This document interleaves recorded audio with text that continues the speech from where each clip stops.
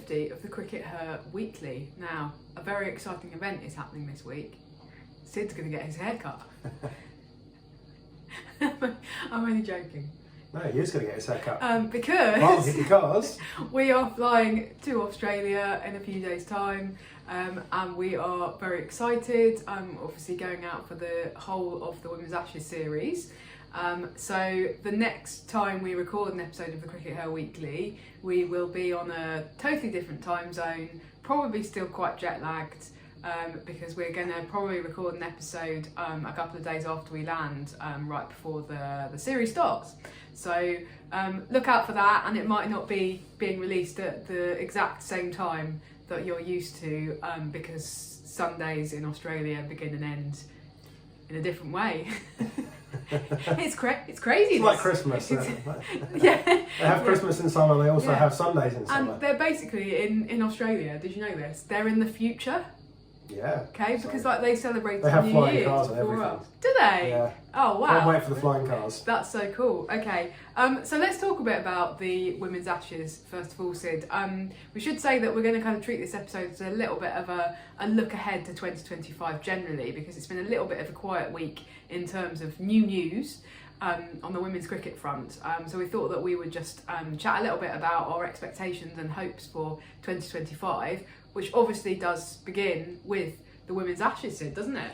Yeah, and it's going to be a really exciting time for cricket in Australia actually, because they've had the biggest crowds record-breaking crowds for the men's Test series with India, which Australia just won overnight.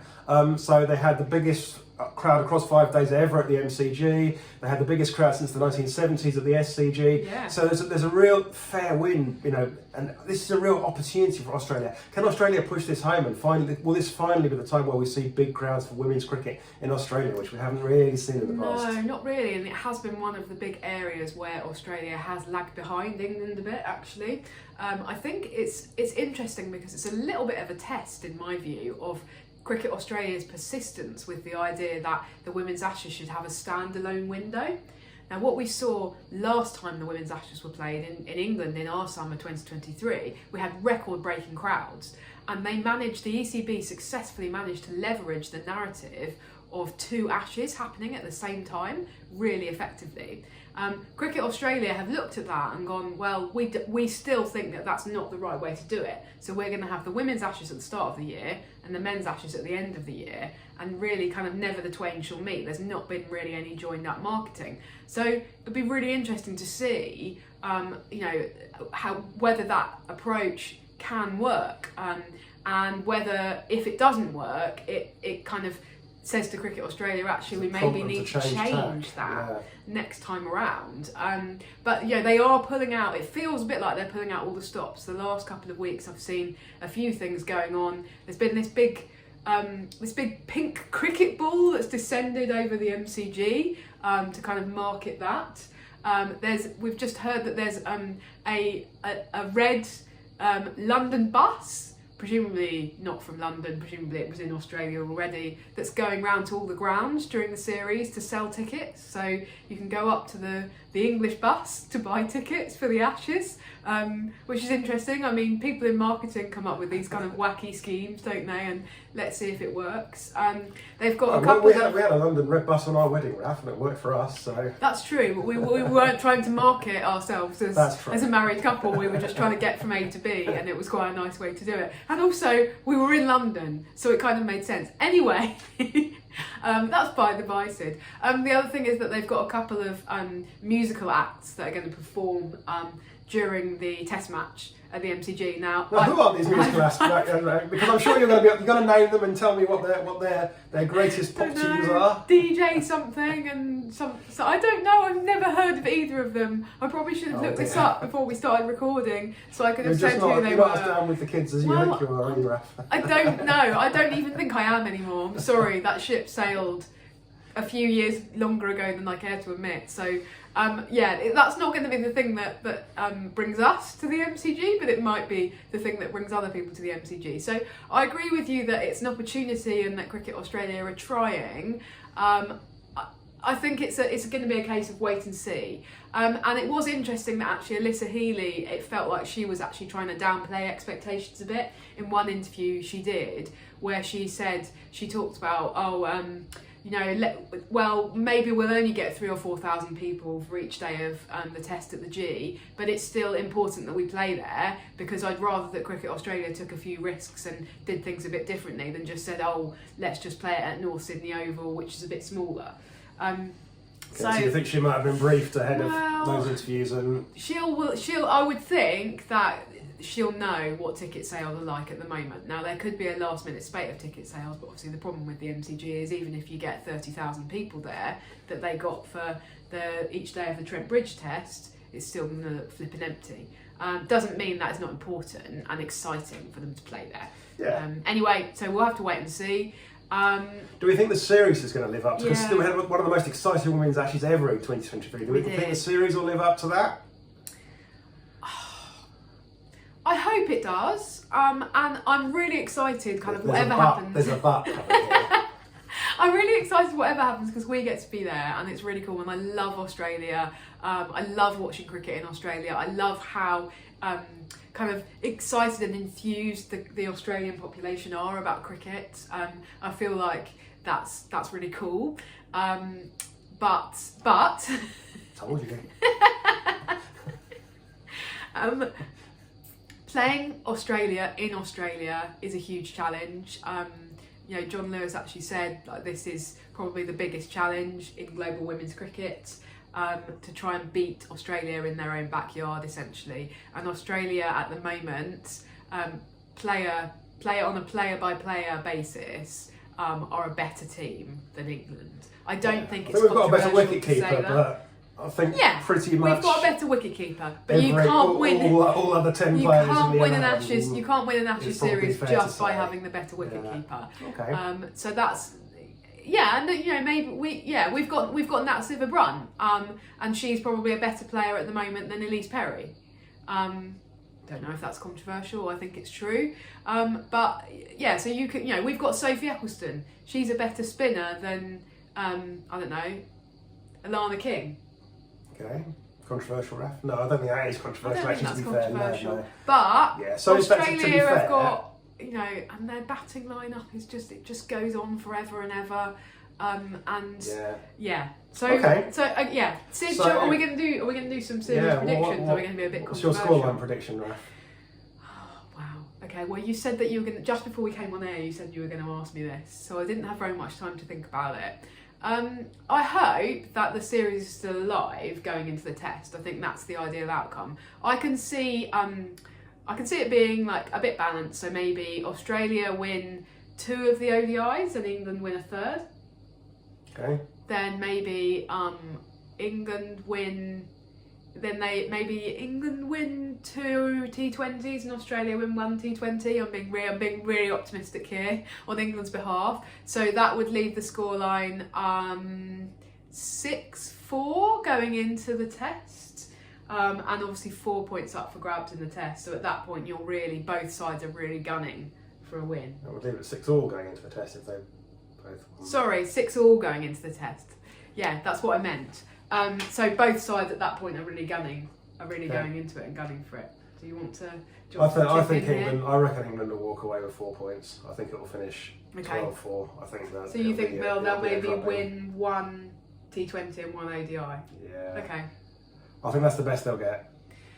But at which point, this series would still be alive going into the test, but England would only be able to draw the series. Of course, England would take away as a win because that's what they did last time. Yeah, they marketed that very well actually. Good marketing. It was like women's cricket's Dunkirk moment, turning a loss into a win. Okay, yeah, maybe I am being a bit too optimistic. I think that the test could be quite important, but I definitely think Australia will win. It to be important, I definitely think Australia will win the test.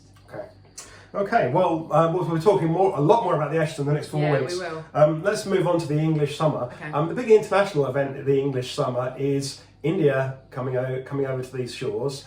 But But I'm wondering, is there much significance to this series, or will both teams be just treating it as a warm-up to the World Cup and not be putting too much on it? What do you think, Raf? Is it a significant series, or is it just another World Cup warm-up? Well, I think given that India are hosting the World Cup, it could be quite significant in terms of you would expect India to really have set their sights and their kind of hearts on winning that World Cup at home, and the BCCI to be kind of pulling out all the stops to achieve that. Obviously, the last time India were in England, things kicked off a little bit, so there's that potentially to kind of contend with in terms of recent slightly fraught history, and I think that it will be a bigger challenge for England certainly than what we saw last summer with playing Pakistan and New Zealand. So yeah, I mean, I think it's likely to be an interesting series. Yeah, what do you think?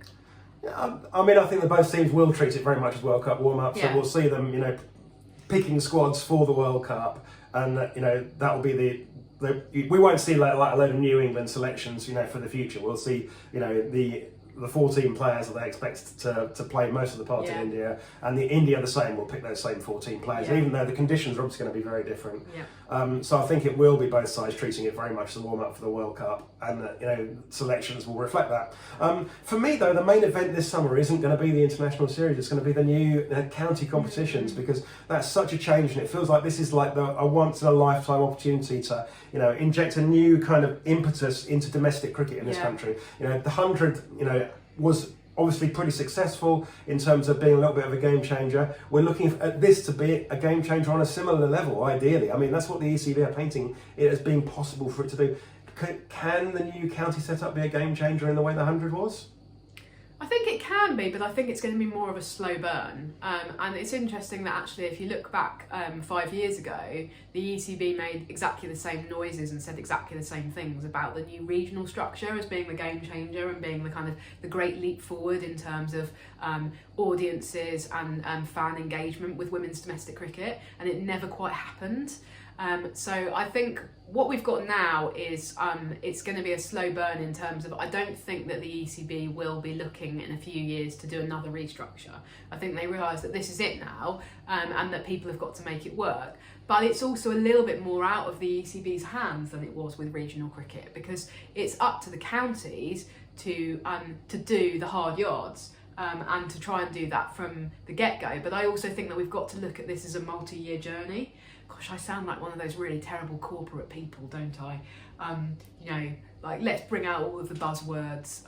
But it is going to be a long kind of journey and adventure, and we've sort of got to go along for the ride. And I don't think it's going to be straightforward, because you are trying to get people to buy into women's cricket, and you're trying to change a county system that, as I've said a number of times before on the CRICKETher Weekly, a county system that's built with people and staffed by people who have all of their careers focused on men's cricket. And so you're trying to bring about not just a structural change, but a cultural change. And that's always going to be something that happens slowly. So you're saying that in order for there to be a great leap forward, it needs to be preceded by a long march, Raf. You're really channeling Chairman Mao today. Oh dear. Happy New Year, everybody. Don't ask how that one ended, kids.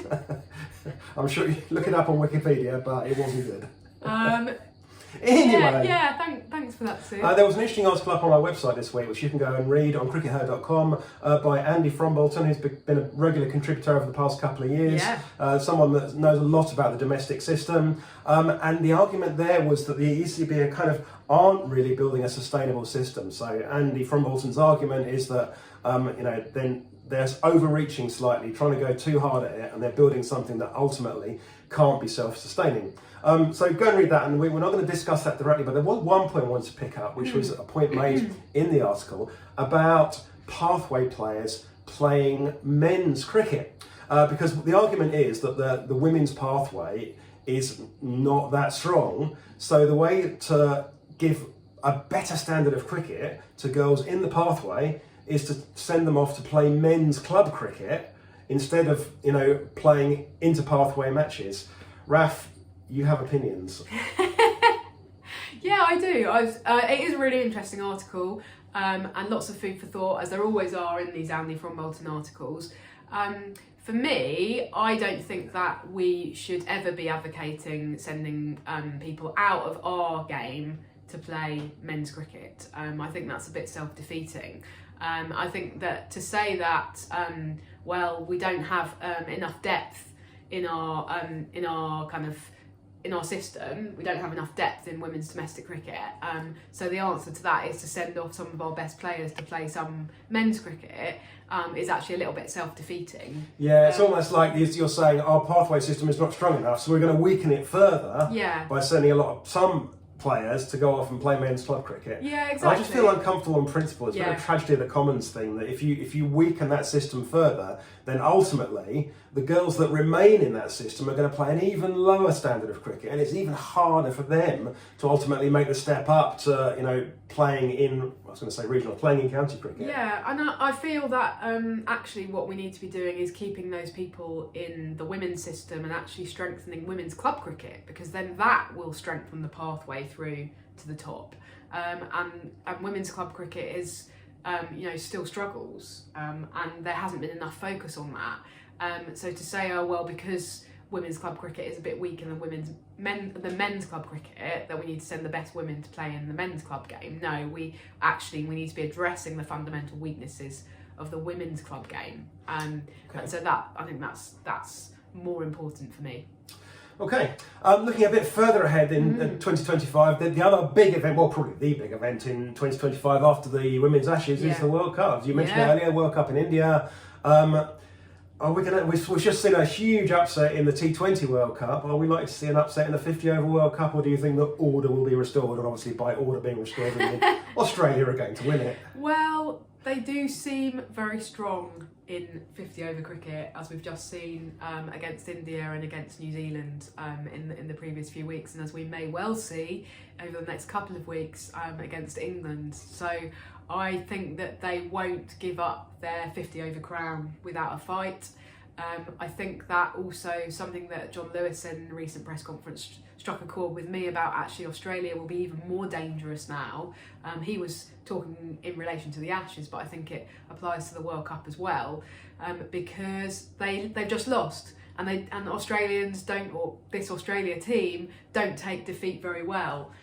So they'll be even more dangerous and even more keen to say, no, we are still on top of the world in one format, even if we aren't in another. But I think we could see an Australia-India World Cup final, and at home in front of a sellout Indian, very partisan Indian crowd. That's going to be a tough challenge for Australia. Yeah, I mean, that's the thing, that home advantage definitely is a thing in women's cricket. It's been masked a little bit over the past sort of 15 years because Australia have been so dominant, so Australia have won so much. But traditionally, in the men's competitions and in the women's competitions, home advantage has been a big deal. So is this finally India's opportunity to break their duck of international? Because India have never won one of these big international tournaments, have they? So can they break their duck, do you think? I know, it's very exciting. Well, I think it's a really great opportunity. I do think there'll be a lot of pressure on them, because we've seen that even having underperformed in the T20 World Cup that wasn't at home, there was a lot of pressure. The press were biting at their ankles. Get rid of Harmanpreet, she's terrible. Promote Smriti to captain. We need to axe Shafali Verma. All of this stuff, some quite big calls, and then they kind of fought back a little bit against West Indies. I think that there'll be a lot of pressure on them. Okay, well, we'll see how that turns out. Can I ask you something, Sid, now? Yes. Do you think that at the end of 2025, Heather Knight and John Lewis will still be in post? For those of you on the audio version, I'm scratching my head. I think they will still be in post. Whether they should be or not, but it's getting to the point where nothing's going to cause Heather Knight to resign. She could lose every game of the Women's Ashes, she could lose every game of the World Cup, and she'd go, well, yeah, but we're building for the future here, and I think I'm the right person to take the team forward. Yeah, and she can look and she can say, oh well, look how badly they performed without me in the T20 World Cup against West Indies. So that's actually strengthened her case, right? So I expect them to still be in place. I don't think we'll see changes from England until after everyone's aiming at the 2026 World Cup. I am hearing noise noise is now that people are also starting to look at the Olympics in 2028 and going, well, I'd really like to play in the Olympics. Yeah, I think you said that on the previous episode, actually. So that's going to be interesting. Now, I think Heather Knight will still be England captain. I think that if England do get a drubbing in the Ashes, as you've just predicted, I think that there could be quite a lot of pressure on John Lewis, actually, because following there was a bit of noise after the World Cup. And then the excuse he will have given to the ECB is there isn't really very much time before the Ashes. There is actually quite a big chunk of time between the Ashes and the World Cup for them to bring in a new coach. So I think that there could be a lot of pressure on him if it's a drubbing. If it is like, let's say it's 10-6 or something like that. I don't know if I've calculated the points correctly there. I think that's right. Then he'll still be in post, but I reckon there could be some pressure on him. Okay. Now, finally this week, we want to talk a little bit about Afghanistan again. We've talked about Afghanistan so much, but it's such an important topic. Yeah. But it's actually, in England, been a big topic this week because a couple of big newspaper columnists have come out and started talking about it. So we had Kate Maltby, who's a columnist for the Independent newspaper, and Oliver Brown, who's actually, Oliver Brown is a really interesting guy, and just in terms, he's one of the last of the big beasts left in sports journalism. So many of the big beasts, because they were big beasts and it took a lot of money to feed them, have lost their jobs over the last few years. But he's one of the ones left. He works for the Telegraph, he's their chief sports writer, and he's come out and he's said that England men should forfeit their game against Afghanistan in the upcoming Champions Trophy as a statement about the political situation. So there's a little bit of a campaign developing that's got a little bit of a headwind behind it, actually. We've got like 3 or 4 quite major journalistic outlets now who are publicly saying that the ECB need to withdraw England from that match, which would mean forfeiting those points. Yeah, no, there are a lot of complications with this, aren't there? I mean, not least the fact that actually England withdrawing from that match, forfeiting their points, means it's more likely that Afghanistan end up being successful in this tournament and ultimately progressing to the knockout stages and being in a position where they could win it, which, okay, I mean... No, I don't necessarily disagree with these calls, and I think first of all we should say that we really welcome any support for something that we've been trying to bring light to for a couple of years, actually. So it's great that people are finally, like some of the big guns are finally waking up to this issue, I think it could be a really great way for the ECB and England cricketers to draw attention to the really awful plight of women in Afghanistan to do this. But I also think that the campaign is maybe not being targeted in the right way. England are one of 2 nations, along with Australia, who have said we won't play Afghanistan in bilateral cricket.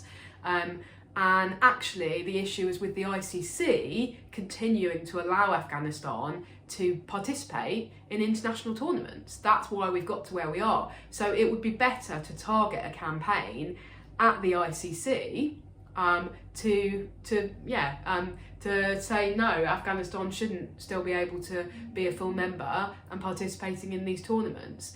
The other thing is actually what we said and what I wrote a couple of years ago would be to say if you're going to try and put pressure on the ECB to do something, then get them to boycott the ICC rather than boycott this one match, because it's boycotting the ICC. And if you say effectively, well, we're not going to participate in any ICC cricket, and we're going to do that alongside Australia, that's where you're going to hit people where it hurts.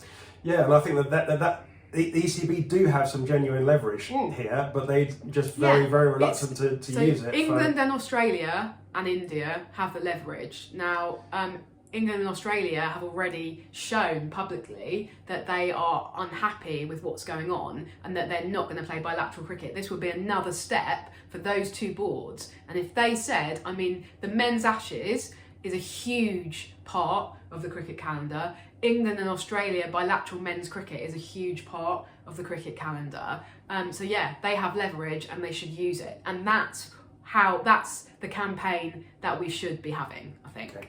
All right, thank you. Right, well, as Raf said, this time next week we will be in Australia. We're packing our bags as we speak. We will... Not quite as we speak. We've just got the suitcase underneath the camera. We will see you over in Oz. If you're in Australia and you see us at a ground or outside a ground or looking confused, trying to read them, trying to interpret the menu in a bar, please come and say hello. I think they speak English, Sid. I don't know if you're aware. Yeah, no, do come say hello. We'd love to meet you. Thanks. See you there. Bye. Bye.